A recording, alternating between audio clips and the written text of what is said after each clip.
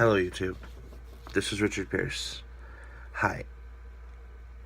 There's a subject I've been wanting to talk about, and I know I haven't blogged in a very long time. Partly because I like to use these blogs when there's something I really feel passionate about talking about, and actually have something of an insight to say, not just making random blogs. Okay, here goes. This blog is about something that happened to me, something that happens to a lot of people. And it's bad either way. There's a double standard in our society that says if you're male, you cannot be raped. There's another double standard that when a gay guy says he's been raped, people laugh at them, going as, well, you're gay, you deserve it. It's just being part of being gay, blah, blah, blah. Whatever, and that's not okay. So, anyways, a few years ago, probably 2010, my dad had just had a heart attack, and I was vulnerable. I was about 22. And there was a guy that I had met online. He seemed really sweet, a little different, kind of off-putting, but he seemed okay. So, sorry, I just woke up.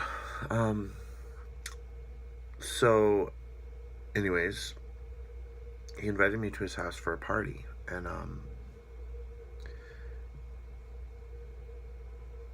being 22, and at the time, I went. He had tons of roommates, also gay, male. Seemed cool. Went to the party, and they were drinking, and they slipped something in my drink, and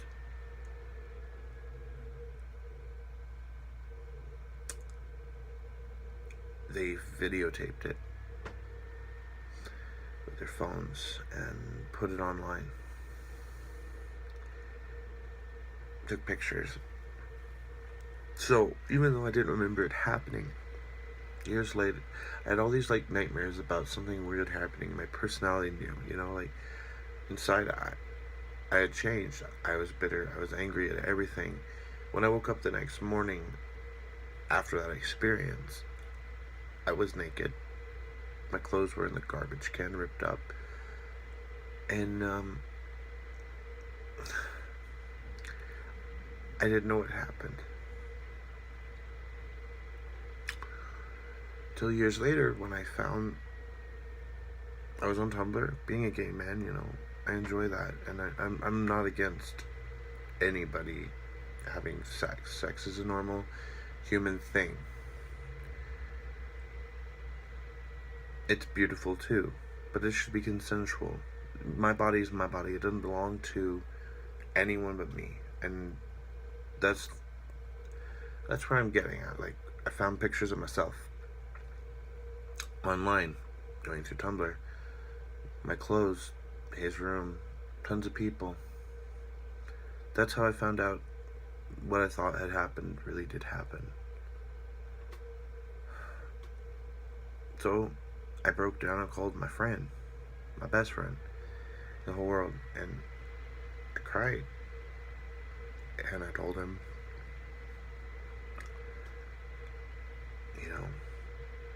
that I was touched, that I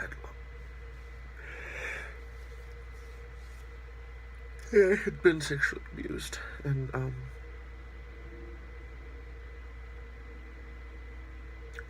they slipped something in my drink. They didn't even give me a chance to be consensual about it. Um, Years later, this person sent the stuff to my father online. Found his email, sent it to him, and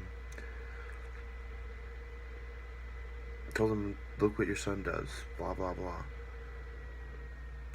I didn't even want to do it. I didn't ask to do it. You know. Because of this, I missed out on jobs. Because people found those pictures and thought it was a consensual thing. It wasn't consensual. But off the rant of that, because I don't want to give him power. Sexual assault happens to more men than people realize. Women in our country, I'm proud of you for being strong and brave and talking about it. Men, we don't do that because we're afraid. Because to be sexually assaulted as a man means you're weak. It means you allowed someone to overpower you. It means you're not tough. It means it's a joke. Truth of the matter, it's not a joke. The scars don't heal. And years later, you're crying over it still, unless you let it go. Unless you learn how to move on from that. And yeah, I have, because when it happened, I had a YouTube channel, and I wasn't willing to, talk about that. I didn't want people to know. It really wasn't till Lady Gaga addressed it till it happens to you a few years ago that I realized that I needed to tell my story at some point, and I needed to be honest, because watching her do that, make a song about that, made me realize that you have to be empowering. I know I'm not famous, and I know that I don't have that many followers on YouTube, but y'all need the story, because anyone who's gone through this needs to know that I'm here for you. I'm here to help you through it. I'm here to be your friend. I won't judge, and I won't put you down. Male, female, whatever. If you said no, or, you didn't ask for that to happen, you're not the one that was wrong, sweetheart. You're not a bad person, and you're not to blame for someone else's transgressions. You are a beautiful, beautiful soul, and y'all should be happy with who you are, what you're about, and don't let anybody change what you feel inside. I feel for you because I've been there, because I know how it feels, and because it isn't fun. I feel for you because I know that once that happens, your trust level goes away. And I understand.